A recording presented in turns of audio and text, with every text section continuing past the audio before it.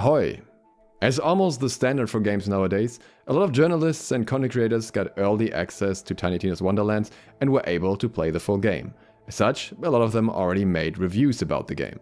And I watched all of them to find out what they think about the game. Okay, not quite all of them, but a lot of the more common names, either people that are involved with Borderlands, that are generally known as game reviewers, or are just bigger news outlets for video games. Now, why would I put myself through hearing how exactly Wonderlands is linked to the Borderlands series this many times? Because I wanted to create a meta review that summarizes all these different opinions. And I found some very interesting things. When it came to some aspects of the game, the reviewers seemed to have generally very similar opinions and were either very happy or very unhappy with a particular aspect. On some other aspects of the game, there were very strongly differing opinions, basically on both ends of what is possible. This ultimately led to some of the reviews also coming to very different conclusions. We're going to dive into exactly that today in the meta review of Wonderlands. As a disclaimer, I didn't choose any specific channels based on how much I value their opinion or maybe even disagree with them. I really watched almost every review that was available, with the exception of some very small channels that I'd never heard of before. By the time you're watching this video, there may be some more reviews out there. The videos that I watched in the order that I watched them are from IGN, ACG, Gamespot, EpigNNG, Ki11er Six, SkillUp, MrMattyPlays, Game Informer, Legacy Gaming, Gamesradar, GmanLives, EruptionFang and gameranx. Thanks to them for making their videos. You will find all the links in the description. Pretty much every single one of these videos started with an introduction to Wonderlands and what it is. Very quickly summarized, it's the follow-up game to the Borderlands 2 DLC, Tiny Tina's Assault on Dragon Keep, now as a standalone title, revolving around the same Dungeons & Dragons type gameplay. Being a looter shooter at its core, it combat-wise uses all the mechanics that Borderlands players should already be familiar with. The next thing that a lot of the reviews went into were what's right in front of you, the graphics of course. ACG stated the obvious here, there was not really any change to the graphics compared to Borderlands 3. However, he praised the nice new spell effects and the magnificent locations within the game. He did, however, also point out that some of the arena areas end up looking a bit samey. EpigNNG actually called the design the best level design in Borderlands, and Ki11er Six pretty much agreed with that. SkillUp praised that the artists were basically freed from the restrictions that Borderlands normally has in terms of graphic design, and you could really tell the artists putting their hearts into it essentially. Legacy Gaming loved the incredible landscape, and GmanLives praised the vibrant and colorful world. But a game shouldn't just look nice, it should also run well, and when it came to the game performance, the opinions were a little bit more different. ACG had some issues with textures sometimes loading in slowly and specific levels having some weird stutter. However, he said he had less issues than in Borderlands 3 and overall the performance was good. He didn't experience any crashes, but had frequent disconnects from the shift servers. This is something that many other reviewers also experienced, and I experienced as well on the live version of the game now. However, it appears that when these disconnects happen, the client reconnects immediately, so I'm not sure what the impact on co-op would actually be here. For Ki11er Six, the game ran smooth as butter, but he felt that it was very optimized for controller play. SkillUp said the game runs really well and pretty smooth and reliable, but feels like it's one or two patches away from acceptable bugginess. He also echoes Ki11er Six sentiment that the game is clearly built for controller and experienced tons of mouse input issues. Many of the issues that he described in more detail are still present in the game as of the live version. Legacy Gaming specifically pointed out that he experienced not one crash or game-breaking issue. The next point is something that I specifically pointed out Wonderlands needs to get right after Borderlands 3 got it so wrong, and that is the writing. And boy, are they getting praise for this one. IGN called the writing hilarious and said it had stellar voice acting to accompany it. It's better than it's ever been in the story, and actually called the main story itself the weaker part of the package, and especially like the side stories. It took them around 20 hours to finish the main story, which is in line with what the other reviewers said, usually it's 20 to 25, and they found plenty of references and inside jokes to tabletop RPGs. ACG considered most of the writing good, but was annoyed with unskippable dialogue, especially when it repeated after death. He also felt that the slant that this is a game within a game wasn't really used to its fullest, and there was some more potential behind that. Gamespot's review stood out in relatively stark contrast to that. They had, I quote, whiplash from the shift between light-hearted fantasy fun to bickering party members dealing with personal issues that threaten to derail the entire tabletop session. Further, they criticized the clumsy execution of inserting Assault on Dragon's Keep drama and emotions into this new game, and it feels jarring at best to them. EpigNNG said while the story was shorter than in Borderlands 3, he found the writing far more enjoyable and miles ahead of Borderlands 3. What he missed was a dialogue skip option, and he disliked the fact that the plot quests start to outlevel you very quickly, so you're kind of forced to do side missions. You'll see some gameplay here where that's demonstrated, so you can see that it's not overstated. Even with a super strong legendary weapon, you are at a point eventually where the enemies are just bullet sponges if you choose to just go through the main story, and it gets very, very grindy. Ki11er Six absolutely loved the story and narration and says this is the best villain behind Handsome Jack. SkillUp says the ridiculousness of the Borderlands series seems to flow better and feel more at home here in Wonderlands, and the fourth wall breaking happens in exactly the right way. He also compliments the villain. MrMattyPlays offers a very contrasting opinion again. He asks if Gearbox forgot what made Borderlands writing great in the first place, and says they're so concerned with not offending anyone that they never end up saying anything worthwhile at all. He misses the dark humor, especially from Borderlands 1, and feels that there isn't really the same emotional roller coaster that previous titles had. Legacy Gaming calls the story simple but effective, and likes the spoofs on other fantasy IPs. GmanLives calls the story a fluff, consequence-free romp through a magical fantasy land, but not necessarily in a negative way. EruptionFang thinks the voice actors do an amazing job, but has a particular issue with Tiny Tina's character kind of being regressive, something that I can't go into too much without spoiling, so we'll leave it at that. gameranx thinks that the writing is completely subjective and down to personal taste, which makes a lot of sense. He thinks that the humor is better than in Borderlands 3, but it's still Borderlands humor and you have to kind of like that.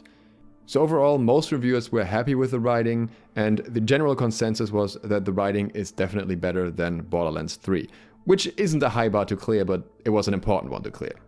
On the topic of things that are important to me personally, the UI is something that a few reviewers addressed. SkillUp says the UI is straining under being built up from Borderlands. There's things like not being able to track more than one quest, an issue that Borderlands has always had, but also the entire magic system, melee system, everything. It's all within the Borderlands UI, the entire navigation for upgrades and all that, and it just feels like that's not the ideal construct for what we're working with here. GmanLives says the UI is the worst it's ever gotten, and the items that you receive don't give you sufficient info about their impact at all. I agree, there's a lot of flavor text that doesn't even tell you anything, you have to wait until the wikis are updated for it. gameranx says many of the menu screens are really messy and cluttered, and the navigation of them feels very unintuitive, especially for a loot-heavy game where you frequently use those menus. I pointed out that this is something where Borderlands and Wonderlands really have room for improvement, especially in the PC version, but that I wouldn't expect it for this title based on what we had seen so far, and unfortunately that became the reality, and it looks like the menu navigation essentially has gotten even worse instead of better. For how aligned the opinions on writing and UI are, it's almost surprising how differing the opinions on sound and music are. ACG thought that the music was fitting for the theme, but not very memorable, but the sound effects were very good. MrMattyPlays considered the soundtrack very good and especially enjoyed the environmental sound effects and said he paid more attention to them in Wonderlands than ever before in Borderlands. GmanLives said he had a lack of music in his game and wasn't sure if that was maybe a bug, whereas EruptionFang said that the music was amazing and made the game feel like a movie. At the end of the day, we unfortunately can't tell if it was a bug that caused some people not to have all the sound playing in the right places, or if some people just liked the music less overall and that was the result, but either way, the opinions here are very split. The opposite is true for the new character creator. Most of the reviews just went about describing how it works now, but pretty much everyone liked it and there were no complaints about it at all, so I don't even need to go into detail here. When it came to multiplayer and co-op, unfortunately not every reviewer had the opportunity to play that. ACG said that the multiplayer works very well, and there's also no need to play the prologue, you can just jump into your friend's game without that, and he liked that feature. Ki11er Six said it's great, but it needs a better UI for dying teammates because they were hard to find in the middle of battle. SkillUp was concerned about the potential shift connect issue, but hadn't had the chance to actually try the co-op himself. MrMattyPlays thought that the co-op was really good and especially liked the fact that the enemy level scales for allies. So generally the reception for the co-op so far seems to be positive. I hope the shift issues aren't anything major, and it also seems to be a nice way to ramp up the difficulty and have a bit more of a challenge in the game. The next segment is probably the most important one for a Borderlands game, and that is combat. IGN said that Borderlands fans would feel right at home in Wonderlands combat, and generally the combat is fantastic, even though sometimes it's difficult to know what's happening. Based on my background gameplay, you can probably tell that the clutter is absolutely still there and not removed as it was supposed to be.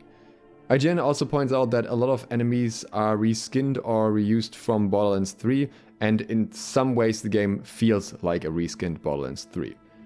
ACG says the true fun of the combat lies in the character skills, spells and combos you can do now, but didn't feel like the intense difficulty was challenging enough until later in the game. And then he also felt like in multiplayer the difficulty went up dramatically in comparison. Gamespot describes every aspect of the combat as familiar but with a visual redesign. They think that the melee combat is an intriguing addition and allows for new interesting combos now, while the classes have more of a singular focus. EpigNNG actually goes against this opinion, stating that he thinks the gameplay is completely different from Borderlands 3. Ki11er Six says the build diversity for combat is exceptional, and SkillUp says the combat is more varied with more melee and more frequent action skill usage. He also feels that the combat is somewhat constrained by the Borderlands 3 framework, like for example the fact that spells are built up on that and that you can't block or parry in melee. MrMattyPlays strikes a similar tone, calling the melee combat system undercooked. He likes the spells and say they change the gameplay feel and builds, but thinks that the skill trees are less finely crafted than before. Game Informer calls the gunplay highly polished and the weapons awesomely unique, and Legacy Gaming thinks that the spells are fantastic, but melee weapons a bit of a letdown once again, because you have to heavily invest into them to make them work. GmanLives pretty much says you know what to expect when it comes to combat, but feels that the class choice didn't really have that much impact. So we have a lot of different opinions on how much impact the class really has or hasn't. He thinks the spells are an undersold and undermarketed mechanic and really likes those, but he also feels that a lot of the guns that you pick up just go straight into the trash because not a lot of them are actually worth using. EruptionFang especially likes the self-buffing spells, and also once again points out that melee only really feels good with a melee build. There doesn't really seem to be much general consensus here other than the fact that the game is built up on a Borderlands 3 skeleton, which is no surprise really. Some people seem to really enjoy the new additions, magic especially, and others seem to feel like the classes are actually less in-depth than before. So this is something that very much seems to come down to preference, aside of the fact that most seem to dislike the way that melee is currently implemented. And on the topic of preference, we have the overworld. There was not much agreement on this particular aspect of the game. You can see it right here. It's basically the board game that you navigate around on between certain areas of the quests. There are still long connected areas that you fight through, but in between you'll always be thrown back onto this overworld. For Gamespot, this is ultimately pointless in Wonderlands endgame. EpigNNG thinks it's amazing and you will go back to it frequently. Which one is it? I don't know. Legacy Gaming says it didn't feel particularly well connected to the game itself and more of a nuisance overall. EruptionFang says walking around on it can be a bit of a drag because there's no fast travel, but gameranx says that it's charming, simple and keeps the game focused. So again, something that seems to be very divisive and it just is up to each individual's preference. On the overworld you can also find combat encounters and the reviewers had a lot to say about those. So the combat encounters are essentially like Pokemon battles. You see an enemy in the tall grass and they start approaching you and then they throw you into this little arena where you have to kill a group of enemies and you get a little bit of loot in return. IGN called these battles a bland filler. ACG called them too repetitive and samey. SkillUp thought they were nice small brawls, while MrMattyPlays thought they were not executed well enough. EruptionFang thought they were better than Borderlands' traditional gameplay loop, but the novelty wore off after a while. They also didn't feel rewarding XP or loot-wise to him, and therefore quickly became a bore. gameranx, on the other hand, was really into that.